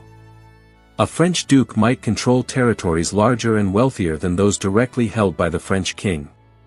The Holy Roman Emperor's title was grand, but German princes ruled their lands with near-complete independence. Feudalism's fragmentation of power had made centralized authority difficult. But kings were learning new tricks, developing tools that would eventually allow them to consolidate power in ways that feudalism had never permitted. They were building bureaucracies, not the sprawling administrative states of today, but the beginnings of permanent government structures that didn't depend entirely on personal loyalty. Royal courts grew larger, more complex, staffed by educated men who could read and write and keep records. These clerks and administrators, often drawn from non-noble backgrounds, owed their positions to the king rather than to inherited land. They were loyal because their livelihoods depended on royal favor, and they were effective because they brought skills that most nobles lacked. Literacy rates among the nobility remained low through much of the medieval period. Fighting was their trade, not reading, but administration required literacy, required systematic record-keeping, required the ability to track revenues and expenditures across wide territories. Kings were also learning to tax more effectively. Feudal dues and obligations had provided income, but taxation, systematic extraction of wealth based on assessed value rather than personal obligation, was more flexible, more scalable. It required consent, at least in theory. Kings had to negotiate with assemblies of nobles and urban representatives, had to justify their demands, had to promise the money would be used for common benefit. These negotiations created institutions, parliaments, estates general, diets, that would eventually limit royal power. But in the short term, they gave kings access to revenue streams that dwarfed traditional feudal income. A king who could tax could hire large armies of professional soldiers, could build fortifications, could project power in ways that feudal levies had never allowed. And then there was gunpowder. The technology came from China, like so much else, spreading slowly westward along trade routes. By the 14th century, Europeans were experimenting with it, building crude cannons that were as dangerous to their operators as to their targets. But the technology improved, rapidly and inexorably. By the 15th century, cannons were powerful enough to batter down castle walls that had stood impregnable for centuries. The great stone fortifications that had defined feudal warfare, that had allowed relatively small numbers of defenders to hold off large attacking forces, suddenly became vulnerable. A siege that might once have lasted months could be ended in days with sustained cannon fire. The military advantage that castles had provided evaporated, and with it, much of the nobility's ability to resist royal authority. Artillery was expensive. Building cannons, casting them in bronze or iron, required specialized knowledge and significant capital investment. Maintaining them, transporting them, supplying them with powder and shot, all of this required resources that individual nobles usually couldn't muster. But kings could. Kings with access to tax revenue and urban merchants willing to finance military innovations could afford artillery trains that individual lords couldn't match. This gave monarchs overwhelming military superiority over their vassals. A rebellious noble who retreated to his castle, confident in his stone walls, could be reduced to submission with a few days of bombardment. The balance of military power shifted decisively toward centralized authority. Professional armies also changed the nature of warfare and with it the role of the feudal knight. Hiring soldiers who served for wages rather than calling up vassals who served for limited periods meant armies could campaign longer, could be better disciplined, could specialize in ways that feudal levies never could. Infantry armed with pikes and crossbows could stand against cavalry charges. English longbowmen demonstrated at Crécy and Agincourt that common soldiers with the right weapons and training could slaughter knights by the hundreds. The mounted warrior in armor, the figure who had dominated medieval battlefields for centuries, was becoming obsolete. Knights still existed, still had social prestige, but they were no longer militarily decisive. A yeoman archer who'd trained since childhood could bring down an armored knight from 200 yards. A Swiss pikeman in formation could unhorse and kill knights whose training and equipment cost a fortune. This military obsolescence undermined one of feudalism's core justifications. If knights weren't necessary for defense, if common soldiers were actually more effective, then why maintain the whole apparatus of vassalage and feudal obligation? Why should peasants support a warrior aristocracy that no longer served its ostensible function? The questions weren't asked explicitly. Social hierarchies don't collapse just because their original justifications disappear, but implicitly, the ground was shifting. Nobles retained their status through the early modern period, but increasingly their power came from royal service, from government positions, from adapting to new realities rather than clinging to old forms. The Church, too, was changing in ways that affected feudal structures. The Protestant Reformation in the 16th century shattered Christian unity in Western Europe, created competing religious authorities, and in the process undermined some of the ideological support that had sustained feudalism.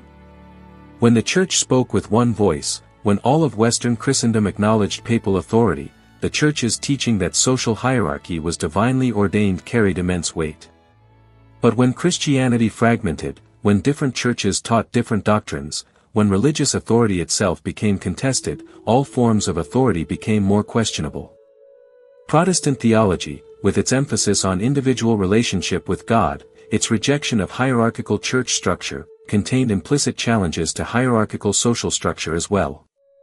These challenges wouldn't be fully worked out for centuries, but the seeds were planted. The printing press, invented by Gutenberg around 1440, accelerated all these changes. Books could be produced in quantities that hand copying could never match, at costs that made them accessible to growing numbers of people.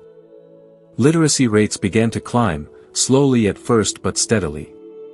Knowledge that had been confined to monasteries and courts began to circulate more widely. Ideas spread faster, could be debated and refined and challenged in ways that oral culture had never permitted.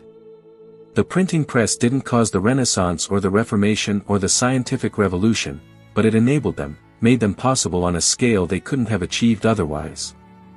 And a more literate, more informed population was less willing to simply accept traditional hierarchies, more capable of questioning the assumptions that underlay feudal society.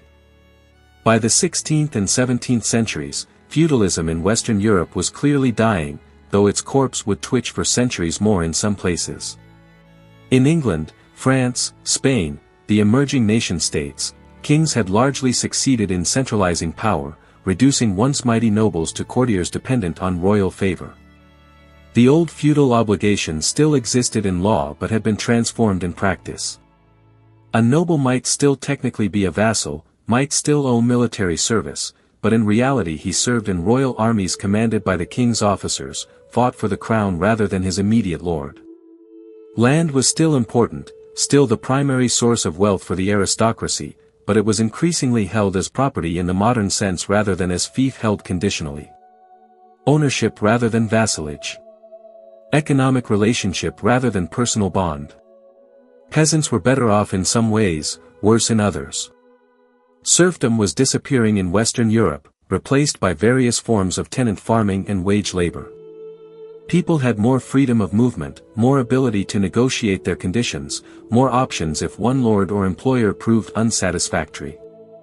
But they'd lost the security, limited as it was, that feudalism had provided. A serf was bound to the land, but the land was also bound to support him. He couldn't be evicted, couldn't be left to starve when times were hard. A wage laborer or tenant farmer had no such guarantees. When enclosure movements in England began consolidating common lands into private estates, thousands found themselves displaced, forced to wander in search of work, to crowd into cities where opportunities were uncertain.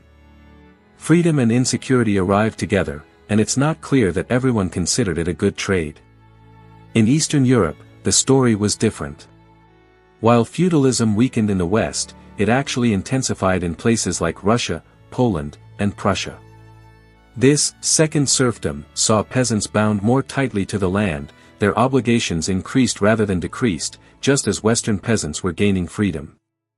The reasons were complex: weak urban development, different agricultural systems, political structures that favored noble landowners. But the result was that feudalism's harshest aspects persisted in the East long after they'd faded in the West. Russian serfs wouldn't be emancipated until 1861, more than 4 centuries after serfdom had effectively ended in England. Even then, the terms of their freedom left them impoverished and resentful, creating tensions that would eventually explode in revolution. The transformation was uneven, incomplete, prolonged over centuries. There was no single moment when feudalism ended, no declaration that the system was finished. Instead, there were thousands of small changes, adaptations, renegotiations. A lord converting labor obligations to money rent here. A peasant buying his freedom there. A king appointing bureaucrats rather than relying on vassals.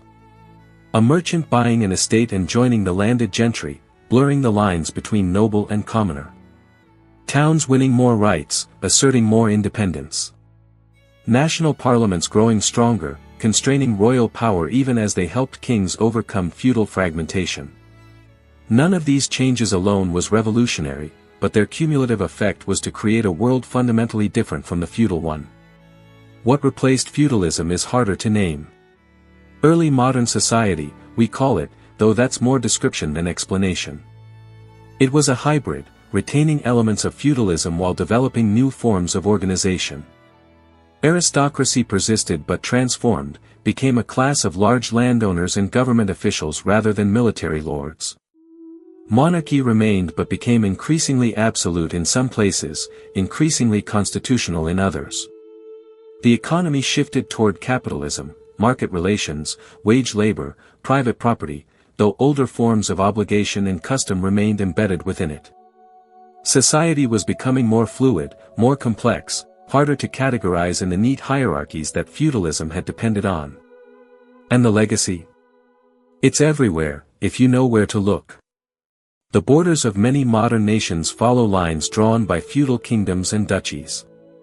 The English county system, French departments, German Länder, all echo feudal territorial divisions. Legal concepts like property rights, contracts, even some criminal law provisions trace back to feudal customs. The idea of noblesse oblige, that privilege comes with responsibility, that those with power have duties to those beneath them, that's feudalism's ghost speaking, even when we've rejected its hierarchies. Languages are full of feudal residue. We still say someone is a vassal of another when we mean their subordinate. We talk about fiefdoms in corporations and government. We use chivalry to mean courtesy, forgetting its origin as a warrior's code. And in our stories, our myths, our collective imagination, there, feudalism lives most vividly. The tales we tell about knights and castles, about honor and loyalty, about kings and quests. These aren't history, not really. They're the romanticism that grew up long after feudalism ended, the myths we created about a past we never experienced. But they matter. They shape how we think about heroism, about duty, about the relationship between power and responsibility. Every fantasy novel with its kingdoms and knights, every child playing with toy castles, every movie about medieval times, they're all engaging with feudalism's legacy, even when they get the details completely wrong. The irony is that we've romanticized most what was, in reality, often brutal and oppressive. We've taken a system built on inequality and violence, on the exploitation of the many by the few, and transformed it into stories about honor and nobility. We've forgotten the grinding poverty, the limited lives, the arbitrary power that characterized most people's experience of feudalism. We remember instead the ceremonies, the pageantry, the ideals that existed more in aspiration than reality.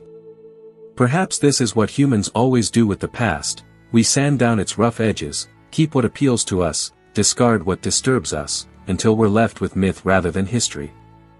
But understanding feudalism as it actually was, rather than as we've mythologized it, tells us something important about how societies change. Systems that seem permanent, that appear to be natural and inevitable, are neither. They arise from specific conditions, serve particular purposes, and when conditions change or those purposes are no longer served, the systems transform or disappear. Feudalism wasn't designed by philosophers or imposed by conquerors in a single dramatic act. It emerged gradually from the chaos of Rome's collapse, from people trying to survive and organize themselves in a world that offered no ready-made solutions. It worked well enough for long enough that it came to seem eternal, the way things had always been and must always be. But it was mortal, contingent, as temporary as everything human beings create. The forces that destroyed feudalism, economic growth, technological change, disease, new ideas about government and society, weren't planned. No one set out to end feudalism. The merchants building trade networks weren't thinking about undermining feudal hierarchies, they were trying to make profits. The kings building bureaucracies weren't consciously destroying vassalage, they were trying to govern more effectively. The peasants who fled to towns or negotiated better terms weren't revolutionaries, they were people trying to improve their lives in whatever small ways circumstances permitted. But their individual actions, multiplied across millions of people and hundreds of years, had revolutionary consequences. They created a world where feudalism couldn't function, where its assumptions no longer held, where its structures had become obstacles rather than solutions. This is how most historical transformations happen. Not through dramatic revolutions or heroic individuals changing everything, though those play their parts, but through countless small decisions and adaptations that accumulate until suddenly everything is different. A peasant leaves his manor. A merchant lends money to a king. A mason builds a castle that cannons will make obsolete before it's finished. A clerk keeps records that make feudal obligations seem arbitrary and negotiable. A printer produces books that spread dangerous ideas. None of these people knows they're ending a 1,000-year-old system. They're just living their lives, responding to the immediate pressures and opportunities they face. But history emerges from exactly these mundane acts, from people muddling through as best they can. And what of the people who lived through this long transformation? Most of them probably didn't realize what was happening. Change was slow enough that individual lives didn't span enough of it to make the pattern clear. A peasant in 1300 lived much as his grandfather had lived. His grandson in 1400 might have slightly more freedom, might pay rent in coin rather than labor, but the basic structure of life remained similar. Only over centuries did the changes accumulate enough to be unmistakable. Historians can trace the decline of feudalism because we have the luxury of perspective, can see patterns invisible to those living through them. But for medieval people, there was just the present, the work that needed doing, the obligations that needed fulfilling, the small hopes and fears that fill any human life regardless of what system organizes society. Some people resisted the changes. Nobles who saw their power eroding clung to old forms, insisted on ancient rights, tried to turn back time through force or law. Peasant revolts periodically erupted, the Jacquerie in France, the Peasants' Revolt in England, uprisings driven by desperation but also by the sense that the old social contract was breaking down, that lords weren't fulfilling their obligations even as they demanded peasants fulfill theirs. These revolts were crushed, often with terrible brutality, but they signaled something important. The system's legitimacy was fraying. When people who'd accepted their place for generations suddenly rebel, it means the justifications that made hierarchy bearable have stopped working. Authority that must rely entirely on force has already lost something essential. Others embraced change, saw opportunity in the dissolution of old structures. Younger sons who would have inherited nothing under primogeniture could make fortunes in trade. Peasants could escape to towns and reinvent themselves. Women whose lives would have been entirely determined by their fathers and husbands found, in some cases, that economic change created spaces where they could exercise more agency, widows running businesses, urban women joining guilds, even occasional women disguising themselves and living as men to access opportunities their sex would otherwise deny them. Change created winners and losers, but it also created possibilities that the rigid feudal order had foreclosed. The Church, watching all this, struggled to maintain its authority in a changing world. It had blessed the feudal order, taught that social hierarchy reflected divine will. But as that order crumbled, the Church's teaching began to seem less credible or at least less relevant. Religious reformers questioned not just church corruption but the whole structure of religious authority. If bishops and popes could be wrong about indulgences or theology, might they also be wrong about social organization? The Reformation didn't just split Christianity, it opened space for questioning all forms of traditional authority. Once the dam breaks in one place, water finds other paths. Ideas about religious freedom led, eventually, to ideas about political freedom, about individual rights, about democracy, concepts that would have been barely comprehensible to medieval people but which emerged, in part, from the dissolution of the world feudalism had created. And through it all, the land remained. The physical earth that had been fought over, divided, held, inherited, worked by countless generations. The same fields, the same forests, the same rivers. But their meaning changed. What had been a fief held in vassalage became an estate held in property. What had been manorial land worked by serfs became tenant farms worked by wage laborers. The earth itself was constant, but humanity's relationship to it transformed. Under feudalism, land was the basis of all social relationships, the foundation on which the entire edifice rested. After feudalism, land was property, capital, an asset to be bought and sold and exploited. Different system, different assumptions, different consequences. Was the change for the better? Historians argue about this, and there's no simple answer. The people who gained freedom from feudal obligations, who found opportunities in towns and trade, who built wealth through skill and effort rather than inheriting it, for them, yes, the change was liberation. But the people displaced by enclosure, forced into brutal factory labor, left without the limited security feudalism had provided, for them, the new world might have seemed worse than the old. And for the colonized peoples who would soon experience European expansion powered by capitalism and nation-states, the end of feudalism in Europe meant the beginning of horrors whose scale feudalism had never achieved. History doesn't move toward justice or progress in any simple linear way. It moves toward complexity, toward new arrangements that solve some problems while creating others. Feudalism had solved the problem of organization and security in the wake of Rome's collapse, but it had created massive inequality and constraint. What came after solved some of feudalism's problems, gave people more freedom, more mobility, more opportunity, but created new inequalities, new forms of exploitation, new violences. We can acknowledge feudalism's end as necessary, as inevitable, without pretending that what replaced it was simply better. Different, yes. More dynamic, certainly. But better is a judgment that depends on who you were, where you stood, what you valued.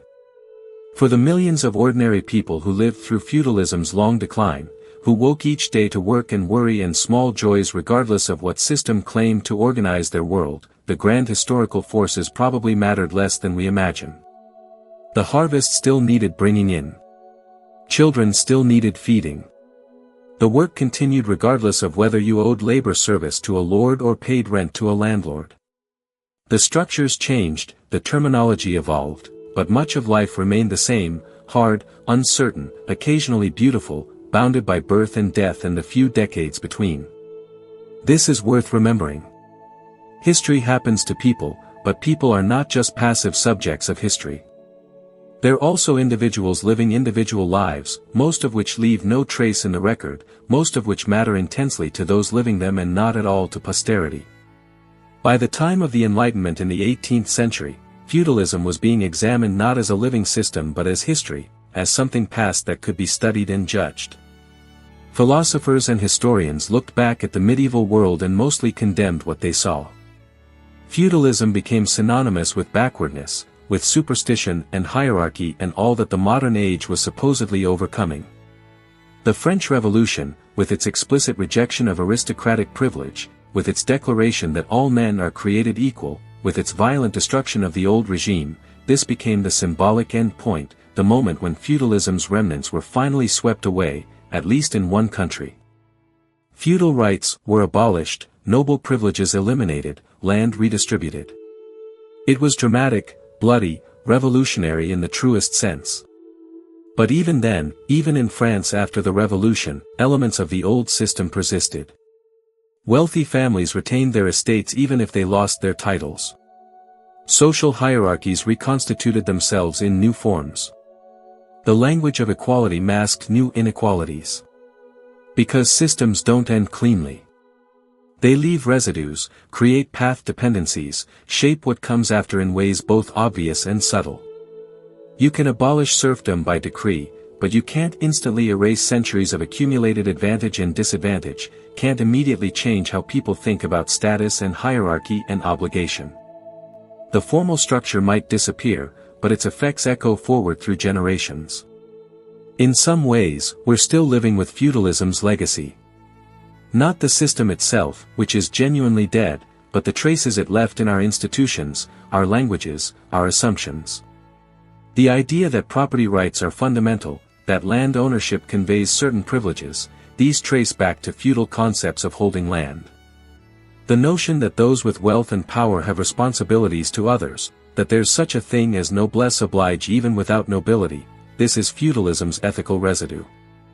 Even our romantic ideals about love and marriage owe something to the medieval courtly love tradition, itself a creation of feudal courts where marriages were political arrangements and romance had to find expression elsewhere. And perhaps most significantly, feudalism shaped how we think about loyalty and obligation, about what we owe to others and what they owe to us. The bonds between lord and vassal were personal, reciprocal, theoretically balanced even if the reality was often unequal. This model of obligation, mutual, based on honor rather than just law, enforceable through shame and reputation as much as through force, has echoes in how we still think about employment, about citizenship, about all the relationships where power is unequal but both parties supposedly have duties to each other.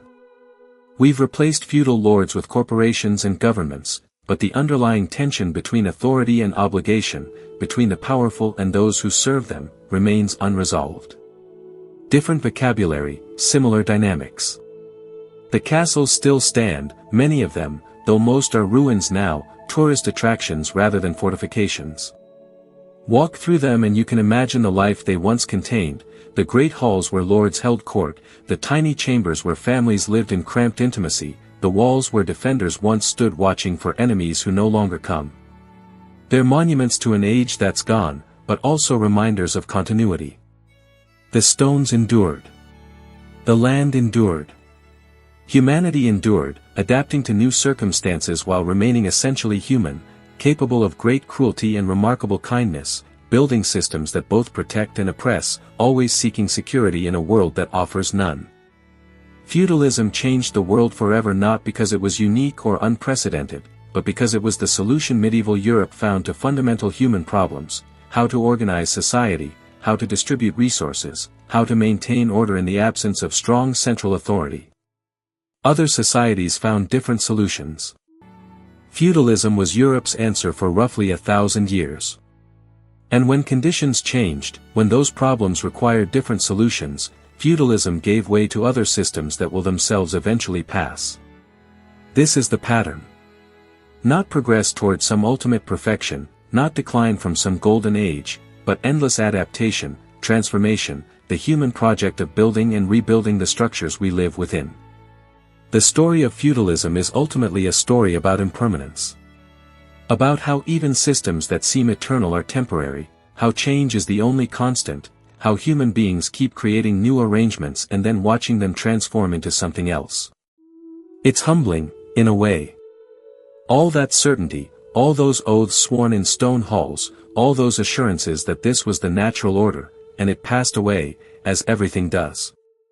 But it's also hopeful.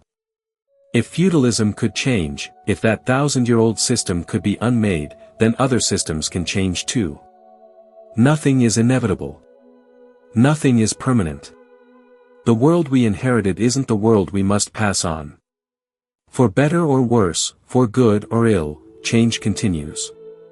And we're part of it, whether we realize it or not, making the small decisions that will accumulate into transformations we can't yet imagine. And so the long day of feudalism ended, slowly, across centuries, leaving behind ruins and memories and influences so deep we barely noticed them.